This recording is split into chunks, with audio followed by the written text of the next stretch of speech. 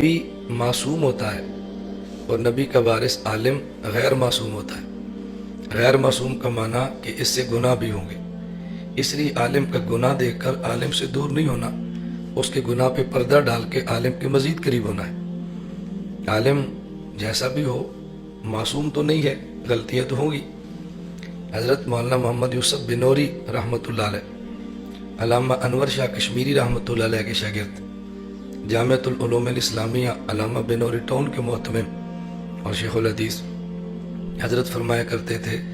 کہ جس بکری کا دودھ آپ نے پینا ہے اس بکری کی مینگنیاں بھی آپ نے اٹھانی ہیں، جس بھینس کا دودھ آپ نے پینا ہے